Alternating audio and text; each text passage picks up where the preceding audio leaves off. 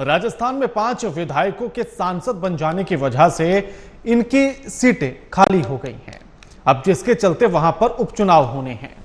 उसमें हनुमान बेनीवाल ने अकेले लड़ने का ऐलान कर दिया है। साथ ही कांग्रेस ने भी अकेले चुनाव लड़ने का ऐलान कर दिया है।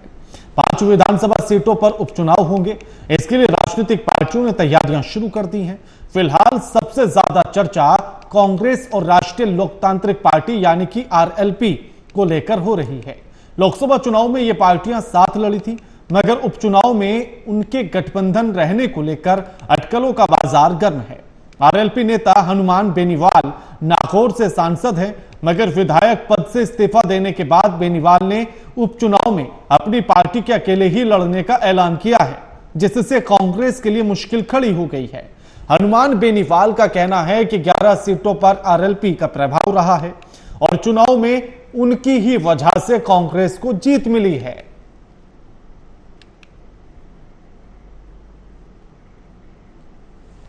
और इस खबर पर हमारे साथ हमारे राजस्थान के ब्यूरो चीफ मनोज शर्मा जुड़ गए हैं लाइव। मनोज,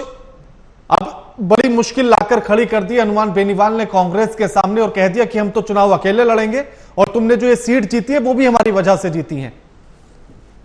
देखिए, अगर हनुमान बेनीवाल की अगर बात की जाए तो हनुमान बेनीवाल शुरू से जो अपनी राजनीति का जो इनका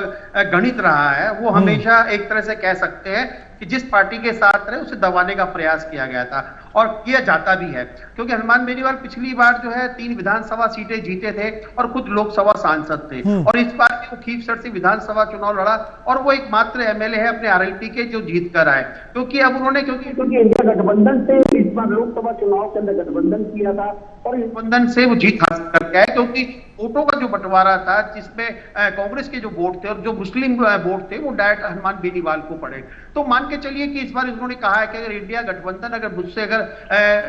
गठबंधन करता है आरएलपी से तो मुझे कम से कम 2 विधानसभा सीटें चाहिए, क्योंकि 2 विधानसभा सीटों के अंदर में अगर बात की जाए तो जो 84 विधानसभा सीटें जहां से राजकुमार रोज जीत कर आए, सांसद बने नए, वो आदिवासी सीट रही है। तो मनोज, क्या लगता है कि ऐसे में अगर कांग्रेस और हनुमान बेनीवाल अलग अलग चुनाव लड़ते हैं तो क्या इसका फायदा बीजेपी को मिलेगा?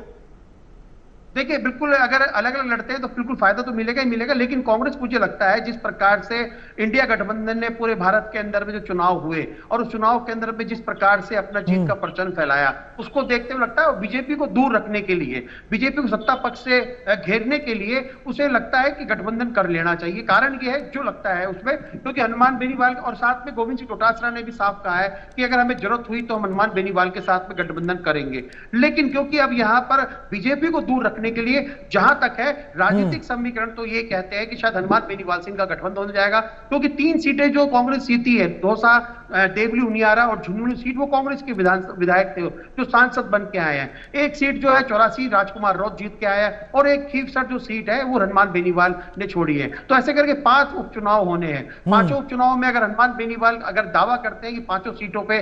उनकी आरएलपी का जो है जोड़ है, क्योंकि हमेशा जाट जो है वो हमेशा कांग्रेस के साथ में रहा है, तभी कांग्रेस से हनुमान बेनीवाल जो है वो जाट क्षेत्र से आते हैं, जाट समाज से भी आते हैं, तो कहीं ना कहीं उनको लगता है कि जाट समाज के जो वोट बैंक है वो कहीं ना कहीं इंडिया गठबंधन को तो पढ़ेंगे साथ में कांग्रेस को भी पढ़ेंगे। तो निश्चित तौर पर ये तो वक्त बताएगा कि इंडिया गठबंधन का इनका होता या नहीं होता, लेकिन फिलहाल हनुमान बेनीवाल ने अपने मंसूबे बिल्कुल साफ कर दिए कांग्रेस के सामने और साफ तौर पर कह दिया है कि अगर वो मुझे 2 सीट देते हैं तो मैं इंडिया गठबंधन के साथ में जाऊंगा।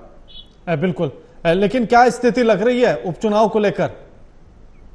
बिल्कुल, देखिए, भारतीय जनता पार्टी पिछले कई दिनों से जो है मंथन कर रही है। 11 सीटें उन्होंने हारी है, वो 11 सीटों का समीकरण क्या रहा है, बड़े बड़े नेता भारतीय जनता पार्टी कार्यालय में आए और लगातार इस जीत की समीक्षा की जा रही है कि आखिर कहां कमजोर हुए। जैसे झुंझुनू की अगर हम बात करें, शेखावाटी बेल्ट की बात करें, तो वहां अग्निवीर योजना बहुत ज्यादा प्रभावी रही। अग्निवीर योजना का बहुत ज्यादा विरोध था, तो वहां पर भाजपा का हारने का कारण जो है अग्निवीर योजना था, क्योंकि शेखावाटी बहुल ऐसा क्षेत्र है जहां पर भारत को आर्मी में सबसे ज्यादा जवान देती है। तो कहीं ना कहीं ये समीक्षा तो रही, साथ में अंदर नेताओं की भीतर गात का भी एक बहुत बड़ा समीकरण रहा भारतीय जनता पार्टी के नेताओं में। तो अगर बात की जाए तो भारतीय जनता पार्टी इन 5 सीटों को जीतना चाहती है, क्योंकि मौजूदा आज की तारीख में अगर बात की जाए तो वहां पर 4 सीटों पे 3 सीटों पे माफ कीजिएगा 3 सीटों पे कांग्रेस के एमएलए थे, एक पे 84 से राजकुमार रौत थे और एक हनुमान बेनीवाल थे। तो मान के चलिए खीवसर सीट हनुमान बेनीवाल के पास में निश्चित तौर पे आ सकती है। और राजकुमार रौत की अगर बात की जाए तो राजकुमार रौत जो है आदिवासी क्षेत्र से आते हैं, हैं, बीएपी के विधायक थे, बीएपी के सांसद हैं,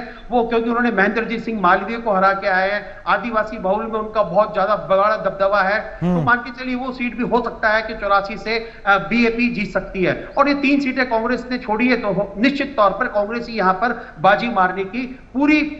ताकत लगा के जीतने का प्रयास करेगी। बिल्कुल, शुक्रिया मनोज आपका हमारे साथ ये तमाम बातचीत करने के लिए और जानकारी साझा करने के लिए।